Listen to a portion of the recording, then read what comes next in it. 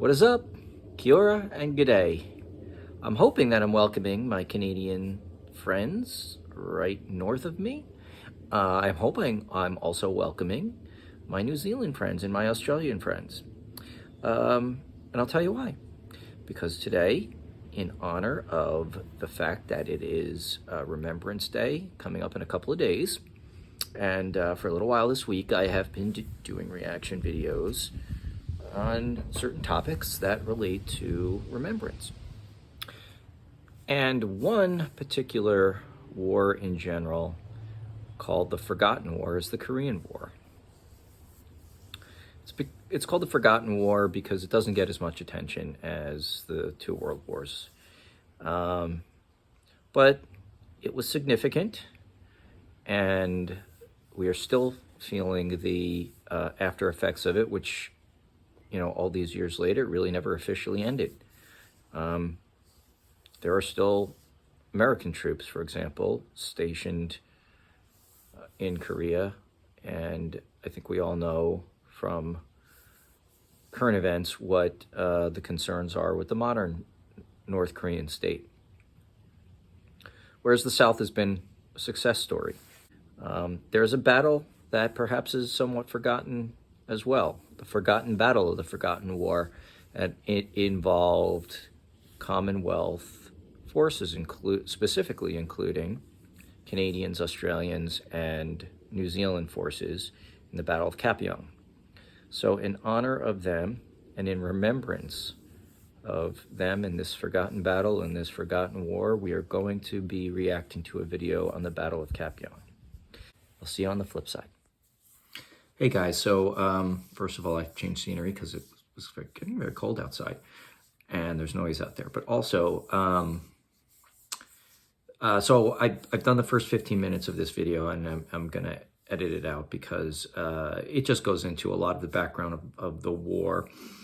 And I'm going to assume some familiarity with the war if you are watching this. And because the video is so long, I don't want to sacrifice the time that we have. And I'd like to kind of get right to the battle. I'll just, in a nutshell, as you all probably know, at the end of World War II, Korea was split up to make the North communist and the South democratic. And of course, the North invaded the South, and that started the Korean War.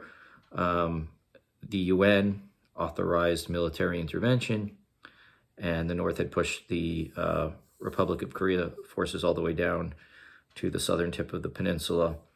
The UN forces engaged in a landing on the west coast of the peninsula, west of Seoul at Incheon, and ended up pushing the North Koreans all the way back, not only above the 38th parallel, but in what was really an ill-advised move all the way up to the Yalu River across from the Chinese border, which President Truman in the United States did not necessarily want, preferred to contain the war, but Douglas MacArthur insisted and ignored intelligence that suggested that the Chinese would intervene if we pushed too close to their border. And of course, that is exactly what happened. Hundreds of thousands of Chinese soldiers poured across the border in the fall in very cold conditions, and vastly overwhelmed by the number of Chinese soldiers, the UN forces were pushed back south.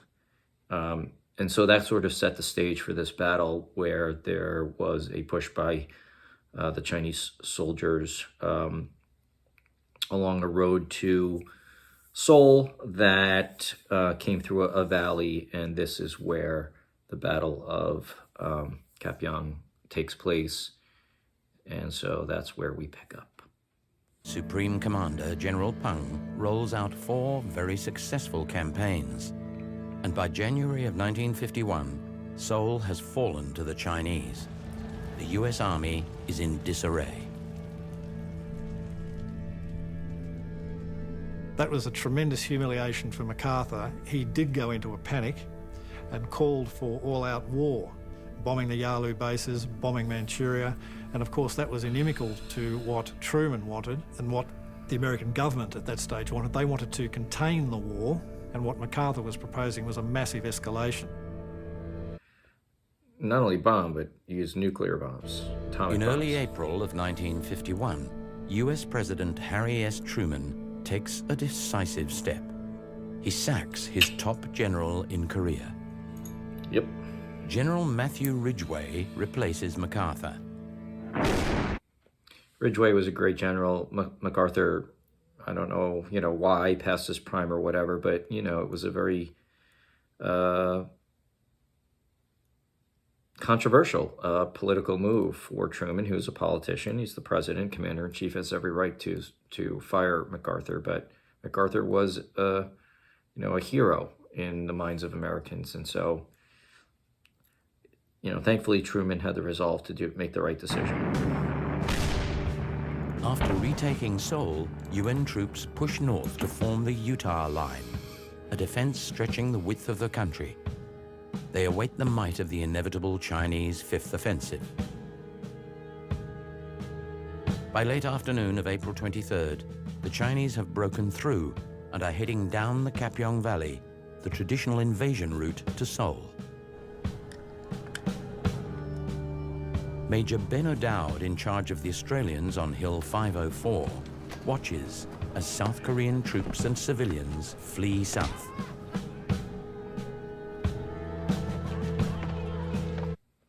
So the Australians were on position on Hill 504, which they just mentioned, which was on the east side of the valley, and on the west side of the valley were the Canadian troops that were on another hill.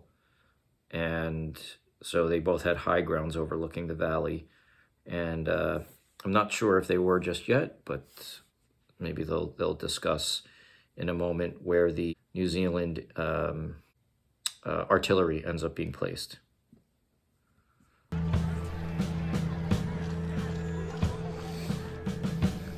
I knew from past experience that the Chinese soldiers would mix in with the civilians. I rang the commanding officer and requested permission to open fire with the machine guns to stop all movement on the road. But Ferguson refused me permission to open fire on the grounds there might still be South Korean soldiers coming through too. Wow. The odd shot rang out. Then I repeated my request. This prompted the accusation, "O'Dowd, you're panicking."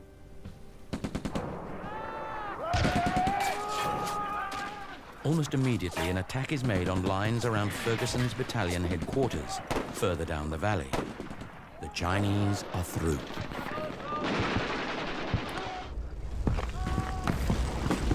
Responding quickly, the US 72nd Tank Battalion goes toward Hill 504, but have no orders to cooperate with the Australians. Their radios work on a different frequency, and they act independently. That's just terrible command and control structure. How could you have allies fighting together without even having the ability to communicate with each other?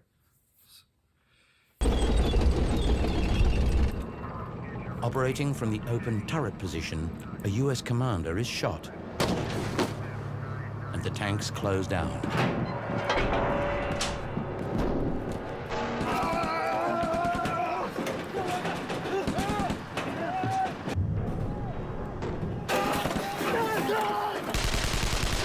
The tanks hose each other with machine gun fire to wipe the enemy off. Without infantry support, the Americans are forced to withdraw.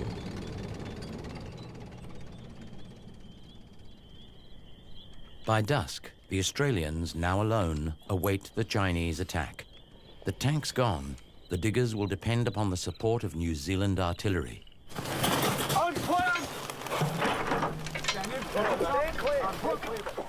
The New Zealand artillery have to reposition after fleeing the rout.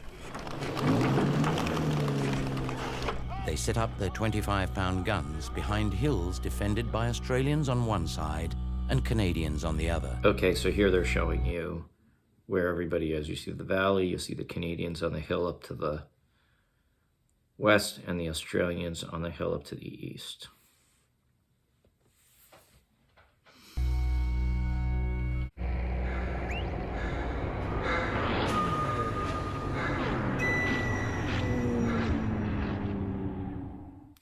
10,000. The diggers soon learn that they will fight without artillery 10,000 support. against how many? Just 1,000 maybe, all combined between all forces. New Zealanders didn't arrive until dark and they couldn't zero the guns in. And it's necessary for them to get their guns pointed in the right direction and get the range right so they can put their artillery where they want to. And it took them until quite late the next day before they were able to come into the action. Without the threat of artillery, the Chinese are free to probe the Australian lines. Ben O'Dowd expects the worst. We had no wire or anti-personnel mines, or anything else to interpose between attacker and defender. It was to be soldier against soldier at very close They keep range. calling the Australian soldiers diggers. Why is that? Where does that come from? The other thing that's just, must have been terrifying. So they have no artillery support, no tank support. It's night, so no air support. They're just a few hundred men facing 10,000 Chinese soldiers. In the dark. It started in earnest with the Chinese blowing bugles and whistles. They used these to assemble their men. When the bugles and whistles stopped, we knew that they were on their way.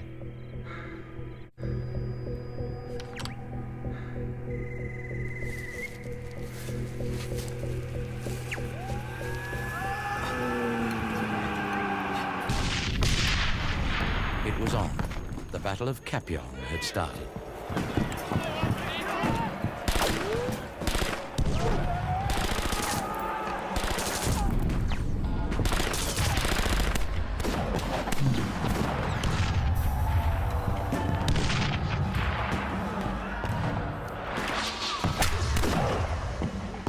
They just say coming at you. And not stop and just keep coming.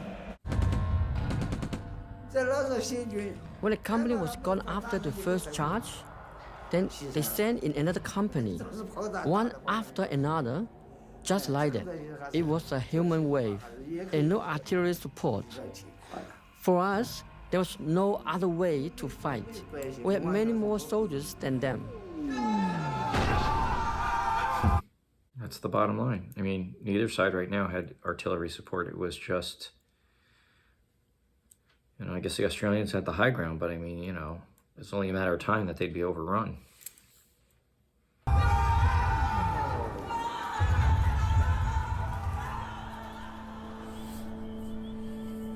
Each time we knocked them back, the Chinese just disappeared for a while.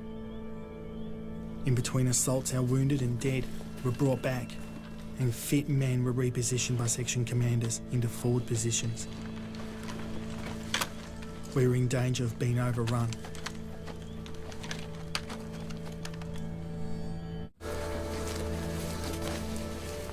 There is no rest for the defenders. The Chinese attack again and again, every 20 minutes, throughout the night.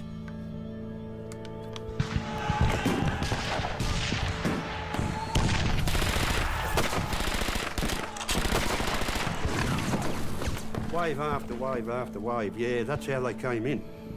And probably the third wave and the fourth wave wasn't even armed.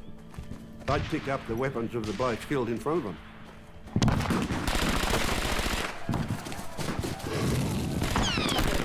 Ben O'Dowd's number 1 platoon, closest to the road, is running out of men.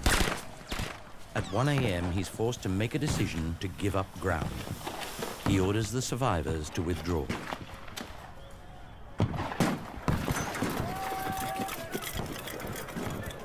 When Ferguson's battalion headquarters is also assaulted, he takes his maps and personal effects and decides to move 5 kilometers to the rear.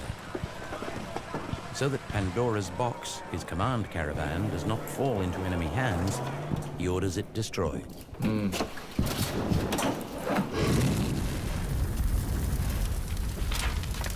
I think that Lieutenant Colonel Ferguson misread the noise, the chaos and the firing that was going on around his battalion headquarters. He decided that it was best for him to control the battle was to go further rearwards, away from this dangerous situation.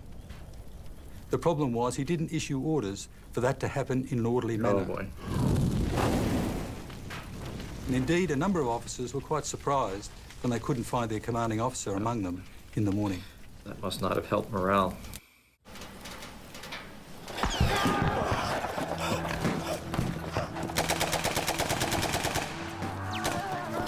With daylight on the second day, Ben O'Dowd orders an attack across the road to reclaim ground number 1 platoon lost during the night.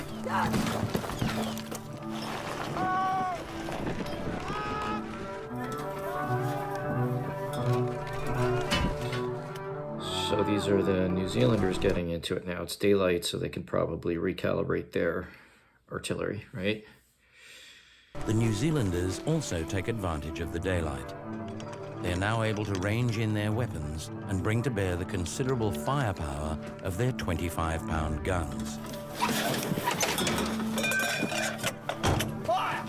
Thank God for that.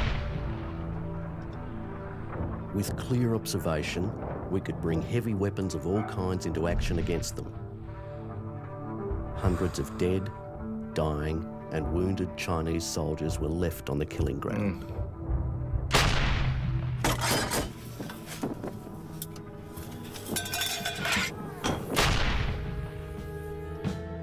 I think at one stage of the game where you were given an order, fire until ordered to stop. Well, we just, went hell for leather and got away as many as we could. Fire! Enough ammo for that? Enough shells? That was what I remember the most. The shelling was on a daily basis. It was very scary, but war means blood and sacrifice. You cannot avoid it. The Chinese now were exposed in their hundreds in the flat of the valley. The Australians did give them the opportunity to surrender, but when one of them foolishly fired upon the digger that was telling them to surrender, then the rest of them knew that time had come to clear the valley, and they did. We were getting them in the back as they were running away. They ran down the feature and tried to hide in thickets or any low ground they could find down towards the creek bed itself.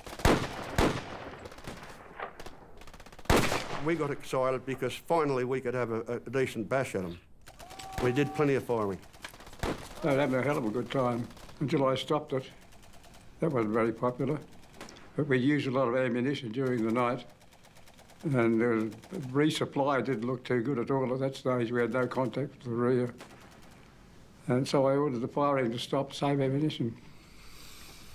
Wow, that's pretty intense. What that Chinese soldier said. No, I'm glad they were able to put them in this documentary because it's good to see their perspective. War means blood and sacrifice. This is sort of the key point. It's not. Let's not, never glorify it. And what the Australians were doing were, I imagine, I've never been in combat, but I imagine releasing all that built up fear, anxiety, and tension from the night before, and anger at seeing your, feeling overwhelmed and seeing your comrades dying. When a large group of Chinese surrender, they get a good look at the Australians' position. The problem falls to O'Dowd. He must decide what to do with them. The last thing I needed was 40 enemy POWs. My first thought was, shoot them. Apart from the moral aspects, there were war crime tribunals all over Europe, hanging World War II commanders who had made that decision. Nuremberg. I could not turn them loose. They knew too much. I told Darcy to take them with him. He captured them. It was his responsibility. He very tersely said, "Thanks a lot." And so they came with us. Despite heavy casualties, the Chinese regroup.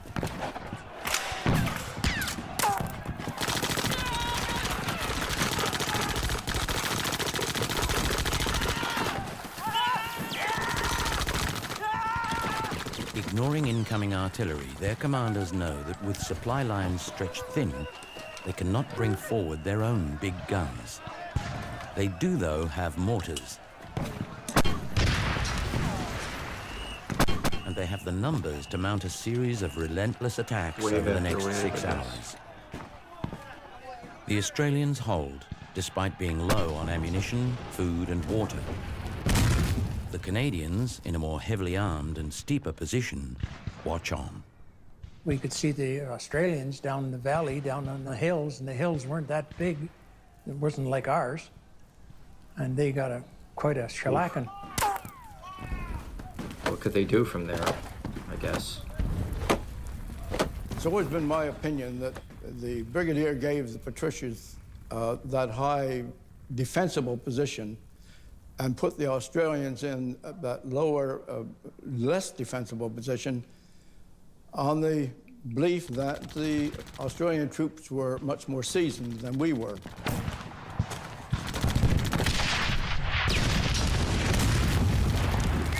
I think that's because the Australians had been in from day one and were part of the Incheon landing and the push all the way up the peninsula.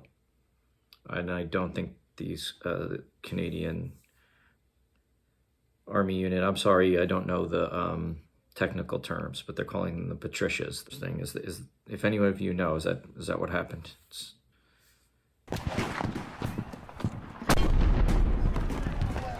Yes, Ben. Yes, look. From his new headquarters, Australian Commander Ferguson, wanting to tighten their defence, orders one of O'Dowd's companies to fall back, abandoning their trenches to the Chinese. Just hold on a sec, Ben. One moment. Hello? But when Ferguson learns that reinforcements from the US 5th Cavalry are on their way, he reverses the order. The diggers must now reclaim what they have left. They must attack an entrenched and heavily armed enemy, an action that will claim many lives. So we're at a little over halfway, and this is a long documentary. I'm going to stop here. I'm going to write immediately after, do a part 2, and I may post these one right after the other tonight, or one day apart from each other. But yeah, I'm going to split it up into 2 parts so it's a little bit more digestible. If you watch them back to back, great. If not, you can watch part 2 at your leisure. Okay, this is fascinating and can't wait to see how this ends. I think it ends in the Commonwealth forces being victorious. I think we all know that, but how exactly it gets from here to there, I don't know. See you soon.